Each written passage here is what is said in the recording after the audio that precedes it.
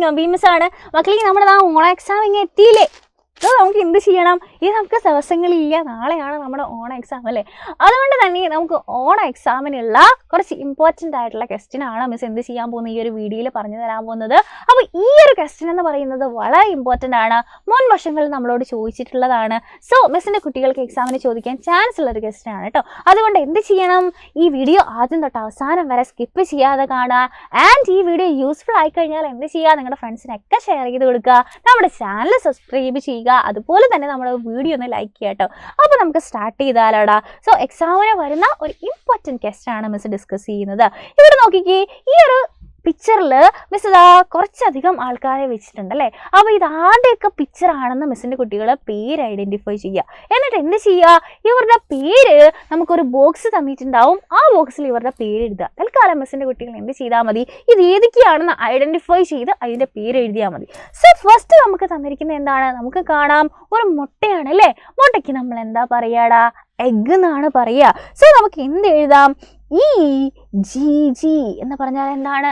Egg അഥവാ മുട്ട എന്നാണ്. സോ ഫസ്റ്റ് നമ്മൾ പേര് എഴുതി എന്താണ്? ഇത് മുട്ടയാണല്ലേ. അതിനുശേഷം നിങ്ങൾ എന്തിനാണ് കാണുന്നത്? ഒരു താറാവിനെ അല്ലേ കാണുന്നത്. സോ ഈ താറാവിന് നമ്മൾ എന്താടാ ഇംഗ്ലീഷിൽ പറയുക? യെസ്, നമുക്കറിയാം, ഡെക്ക് എന്നാണ് പറയുക അല്ലേ. അപ്പോൾ ഡെക്കിൻ്റെ സ്പെല്ലിംഗ് എന്താണെന്ന് മിസ്സിൻ്റെ കുട്ടികൾക്ക് അറിയോ? എന്താണ്? DUCK ആണ് ഡെക്കിൻ്റെ സ്പെല്ലിംഗ്. സോ നമുക്ക് എഴുതാം DUCK. എന്താണ്? ഡെക്കാണ്. സോ നമ്മൾ എന്ത് ചെയ്തു? ഡെക്കിനെയും എഴുതി. അതിനുശേഷം നമുക്ക് എന്താണ്?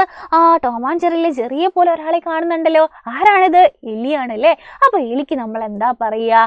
റാറ്റ് എന്നാണ് പറയുക. റാറ്റിൻ്റെ സ്പെല്ലിംഗ് മിസ്സിൻ്റെ കുട്ടികൾക്ക് അറിയോ? എന്താണ്? RAT, rat. അതല്ലാന്നുണ്ടെങ്കിൽ നമുക്ക് മൗസ് എന്നും പറയാം കേട്ടോ. MOUSE, മൗസ് എന്ന് പറയാം. അതും എലിന്ന് തന്നെയാണ്. സോ മിസ്സിൻ്റെ കുട്ടികൾ ഈസി ആയിട്ടുള്ള റാറ്റ് എന്നുള്ളത് പഠിച്ചു വെച്ചാൽ മതി. കഴിഞ്ഞിട്ടില്ല, നമുക്ക് ഇനിയും രണ്ട് ആൾക്കാരും കൂടെ ഉണ്ടല്ലേ. അപ്പോൾ ഇതാണ് ഇത് ഫസ്റ്റ് പിക്ചറിൽ നമ്മൾ കാണുന്ന ആളാരാണ്? ഒരു കരടിയാണല്ലേ. അപ്പോൾ ഈ ഒരു കരടിക്ക് നമ്മൾ എന്താ ഇംഗ്ലീഷിൽ പേര് പറയാ? ബിയർ എന്നാണ് പറയാ അല്ലേ. അപ്പോൾ അതിൻ്റെ സ്പെല്ലിംഗ് എന്താ? BEAR, bear. ഓക്കെ. അപ്പോൾ നമ്മൾ കരടിയുടെയും പേരെഴുതി. അടുത്ത ആൾ ആരാണ്? ഇവിടെ ഒരു കുരങ്ങച്ചൻ നിൽപ്പുണ്ടല്ലോ. കുരങ്ങച്ചിന് നമ്മൾ എന്താ ഇംഗ്ലീഷിൽ പറയാ? നമ്മൾ മങ്കി എന്നാണ് പറയാ അല്ലേ. മങ്കിയുടെ സ്പെല്ലിംഗ് എന്താടാ? MONKEY, monkey. അപ്പോൾ നമ്മൾ എന്ത് ചെയ്തു? നമ്മുടെ സിലബസ് ഒക്കെ മാറിയത് കൊണ്ട് പുതിയ ചാപ്റ്റേഴ്സാണ്, പുതിയ രീതിയിലായിരിക്കും ക്വസ്റ്റ്യൻസ് വരിക. അപ്പോൾ ഇതുപോലെ പിക്ചർ തന്നിട്ട് അവരുടെ പേര് എഴുതാൻ പറഞ്ഞാൽ, അടിപൊളിയായിട്ട് എഴുതാൻ പറഞ്ഞാൽ മിസ്സിൻ്റെ കുട്ടികൾ അടിപൊളിയായിട്ട് എഴുതില്ലേ. അപ്പോൾ ഈ ഒരു വീഡിയോ സെറ്റായിട്ട് മനസ്സിലായില്ലേ? പെർഫെക്റ്റ് ഓക്കെ അല്ലേ? ഓക്കെ ആണെന്നുണ്ടെങ്കിൽ എന്ത് ചെയ്യുക? താഴെ കമൻറ്റ് ചെയ്യുക. സോ ഇതുപോലെ യൂസ്ഫുൾ ആയിട്ടുള്ള വീഡിയോസ് ആയിട്ട് നമുക്ക് ഇനിയും കാണാം.